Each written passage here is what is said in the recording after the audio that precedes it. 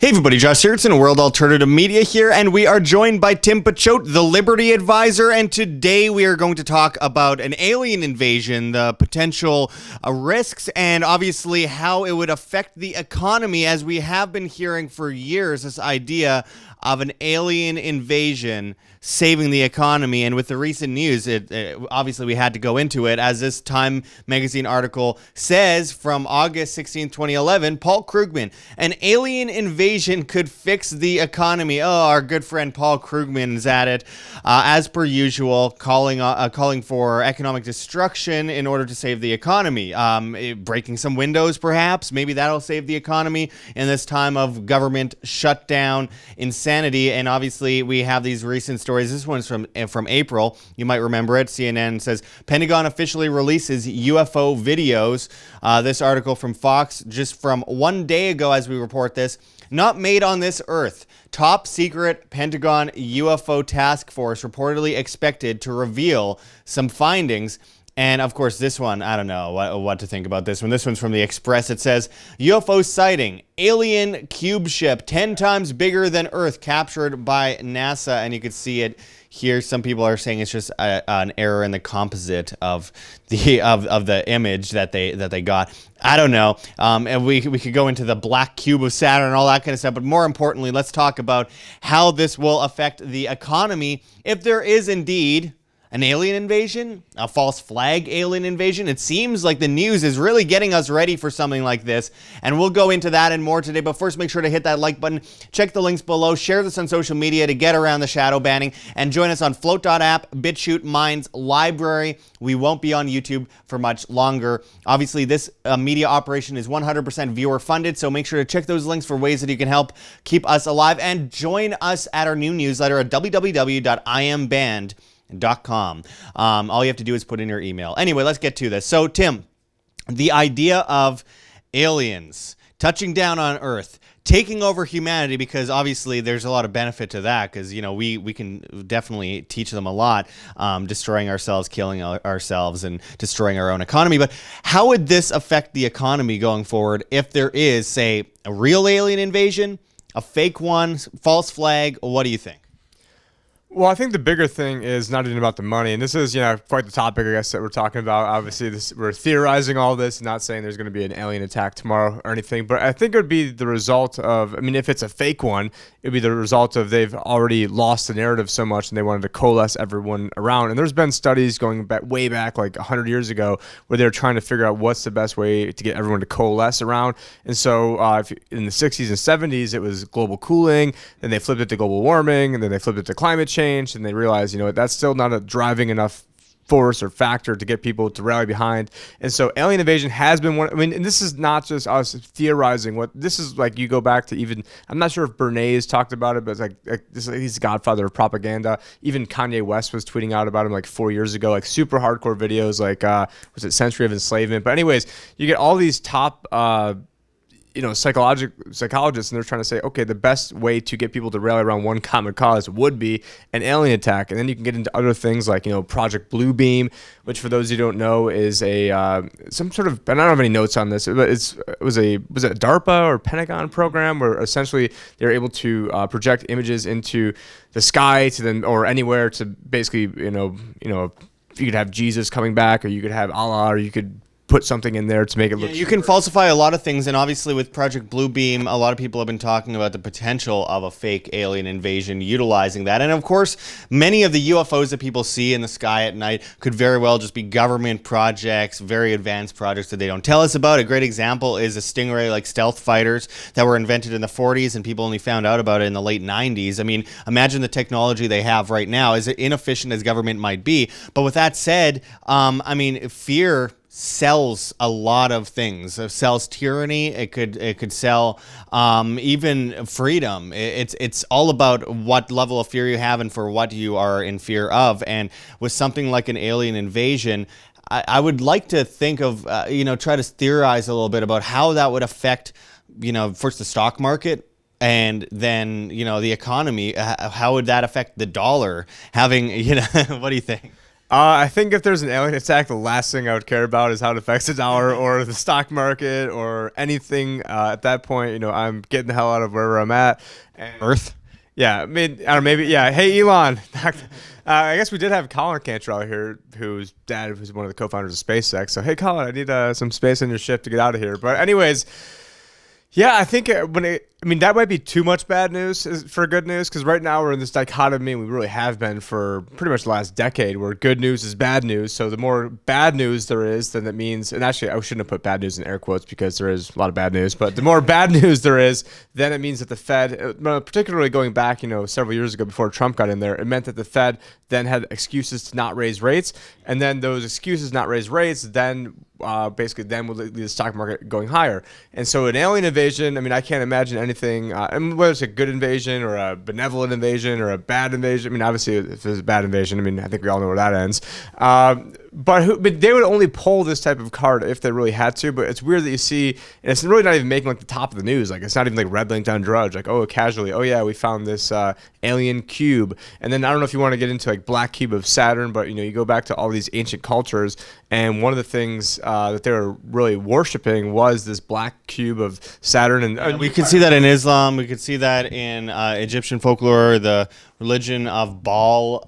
You could go to the Mayans, and they talked about black cube. It's very interesting how reminiscent it is with all these ancient civilizations that talked about this thing that basically created life on Earth, or that people worshipped, that became so important to them that they created massive black boxes all over the world, black cubes. And maybe that's why I call it warship. So I mean, it's a big ship. That I don't know. I just thought that right now, but who knows? Yeah, well, and see, that's the thing, because I'm not sure I believe the Express story that says UFO sighting alien cube ship 10 times bigger than Earth captured by NASA. It could be a mothership, could be the Borgs. I don't know. But one thing I do know is it's interestingly reminiscent to all of these past stories from throughout history, throughout thousands and thousands of years, and also kind of creeps me out because of that similarity or that connection. But with that said, it's probably a nonsense story. The Express used to be one of the biggest newspapers in the world, and has kind of gone into tabloid,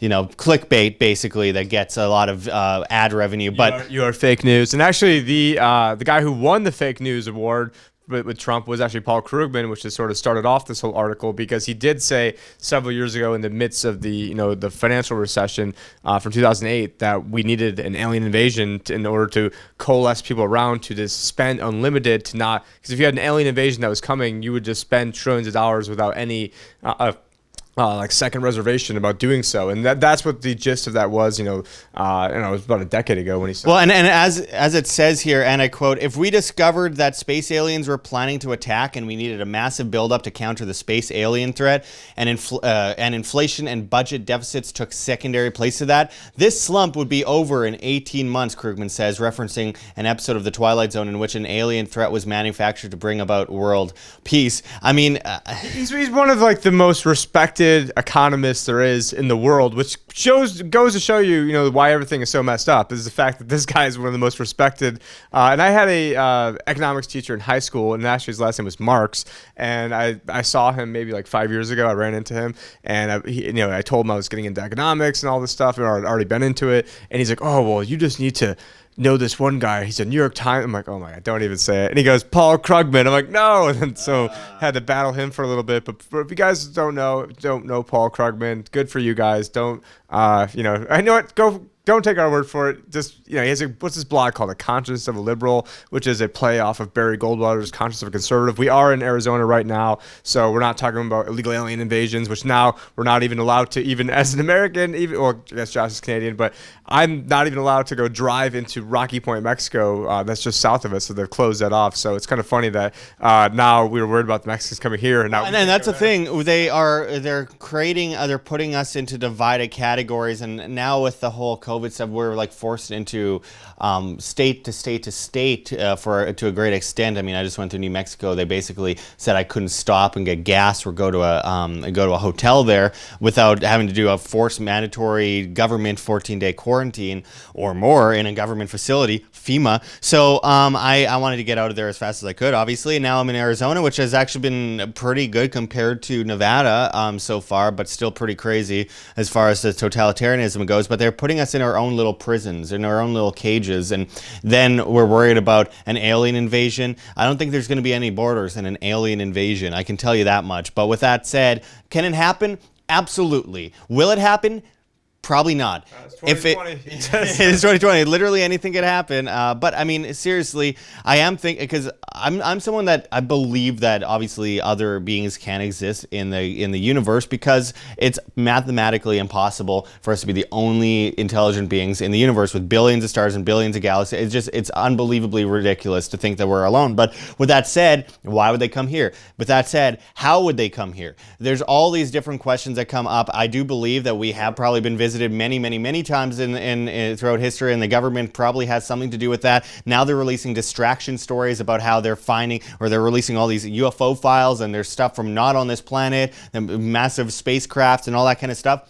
Interesting for sure, multi-dimensional possibly, I don't know. But with that said, I do believe there's a reason these stories are coming out right now, and I think they're building something up. I think they could push forward a false flag attack, perhaps using Project Bluebeam, but I don't know. I just feel that that's more likely than aliens invading us, because why would they invade us? They probably invaded us before. They probably took enough resources. They probably want nothing to do with us as human beings, because we are just a bunch of I don't know. We're just not the smartest. Or like they're like SimCity video game, like some, and just also think of the amount of visible light that we can even see. I mean, we can see, I don't know what the math is on it, but we could probably see like 1/10 of 1% of all the visible light on the entire spectrum. We can just see a tiny fraction of that. And so who knows? I mean, there could be different dimensions and different, beings here right now that we would have no idea, because they're cloaked in something that we couldn't see. And it's just, this whole other way of thinking about. How would we connect, to that frequency of consciousness in a different way than something else? And if some kind of being is traveling throughout space and time, they're probably, I would assume, they're probably better connected to vast consciousness than human beings are at that point. And then at that point, what good would we be? Just like flesh creatures walking around on this planet in the middle of nowhere. I mean, honestly, but we're all speculating here. It's just, they're still not as smart as Paul Krugman, but they would be, pretty up there. Oh yeah, Paul Krugman. We remember, break windows to stimulate the economy. Anyway, we'll get back at you guys with much more on all these crazy subjects. We had to do something on this, because how could we not? But you can see, like, when they're seeding this stuff, and I remember being 15 years old when 9/11 happened, and instantly thinking, this is as soon as I was, probably first period. I was living in upstate New York at the time. I was probably, I don't know, 8 in the morning, and I immediately thought, this is the work of Osama bin Laden. Now, I used to always watch TV as a kid, like the news, like everything. Like, I'd do tons of reading, like read the newspaper wall to wall, the entire thing. And how was it at 15 years old I was seeded to immediately think of Osama bin Laden? It's because they were prepping that for him to be the boogeyman. And so now, how much prepping. I mean, you got to do a lot of prepping if you're trying to get people to prep for whether there's a fake alien invasion or why is there now a space force. Wait, do you mean when Osama bin Laden was the most wanted man in the world, yet CNN went and interviewed him in a cave? Yeah, that one. Then there's other ones where there's the other interviews he gave where, the different like CGI from like the Pentagon in the background. There's so much. I mean, I've already forgotten a lot of this stuff, but it's just, You need to create new enemies in order to create more fear, to make people more, to pledge allegiance basically to the state at all times.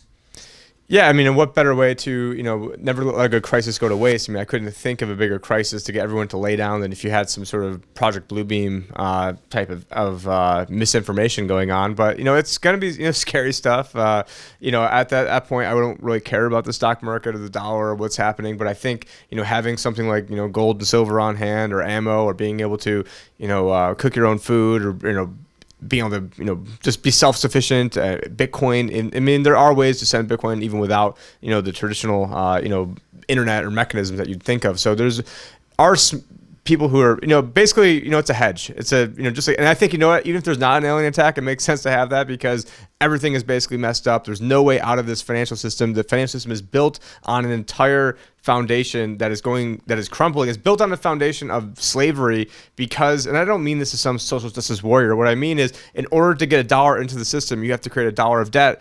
But that dollar of debt is then owned by a central bank who never had that money to begin with. So we have to pay interest to them on money that never was created, and there's no reason to be doing that. So absent, and they've well mismanaged this, well beyond the point of ever being able to fix this. The problems are just going to keep getting worse. That's why you see the Federal Reserve's balance sheet went basically doubled since the coronavirus pandemic happened. This whole thing was just nothing but an excuse for the Fed to come in, buy up all the bonds, let all these zombie corporations, live to fight another day, while we, the people, are the ones who are getting stuck with the bill. And they'll probably use some sort of way to, whether it's a fake one or a real one, I'm sure there'll be some way to screw us. And they've already got, probably different, backup plans on how they're going to screw us. And that's absolutely. And I mean, a lot of people will say ammo is a great currency, and I would agree to a great extent. Though, in the case of an alien invasion, I think I'd be more likely to join them than start shooting at them. And besides, people might say, "Oh, well, what if they enslave you?" Well, if they're still at that point of their evolution as creatures, I don't think they'd be all the way into flying throughout dimensions and galaxies and stuff at that point. I'm pretty sure they'd be a little bit better evolved than us. Slave Paul Krugman, he wanted this. Go back to his Times article. Yeah. If the aliens come here, I think we can all agree that we'll give them Paul Krugman and let them take off and do whatever kind of probing they want. Anyway, all right, we'll cut that off there. But anyway, I appreciate everyone joining us today, and we will be back with more serious stories coming soon. So make sure to hit that like button, check those links below. And by the way, if you want to become a client of Tim Picciott, if you like his take on aliens, probably the most professional topic to be talking about right now. Right. You can find him at thelibertyadvisor.com, and you can become a client of his. He has great results with his clients, and we'll get into that more in future videos here. But first, make sure, again, to hit that like button, share on social media, join our new newsletter at www.iamband.com, and of course, we are viewer funded, so there's a bunch of links below for you. GoFundMe, Patreon, Subscribestar, as well as join us on Flote.app, BitChute, Minds, and LBRY. We are gone from YouTube by November 5th, only posting trailers after that because there's no point to be abused any longer and be afraid of what we might or might not say in a video. This is about free information online, and there is no trade-off to that. You're either free or you're a slave. It's one or the other. So anyway, I appreciate you going into this subject with us, Tim, and until next time, this is Josh Sigurdson and Tim Picciott signing out from World Alternative Media. Find the truth, be the change. My friends, it is go time. We are completely demonetized on YouTube, and we depend on the viewer to stay alive and spread the message of freedom and truth. So check those links below. GoFundMe, Patreon, Subscribestar, anything you guys could do to help keep independent media alive helps enormously in helping spread this message to the masses. So make sure to check those links. Donate to our Bitcoin address on the screen or below. We really appreciate anything you could do to keep us alive. You could check those links below for Cointree as well, where you can find other cryptocurrencies that you can donate and keep WAM alive. Find us on flote.app, flote.app, as well as BitChute and LBRY and Minds. We're on all the other platforms. We are leaving YouTube soon, so make sure to find us at those sites because it's the only way we can keep talking to you, the masses, the great people that actually care about the future of free humanity. Also, join our new newsletter at www.iamband.com. Anything helps at this point, guys. We need to support free information online. This is the most difficult time in our history, and it takes a lot of hard work to keep our message alive in the face of great evils that have taken over the propaganda news on television as well as on YouTube, where YouTube decides what you can or cannot see. We need your help, my friends. So I really appreciate anything you guys can do. Check those links. There's many ways you can help. Until next time, though, thanks, everyone. This is Josh Sigurdson signing out from World Alternative Media. Find the truth, be the change.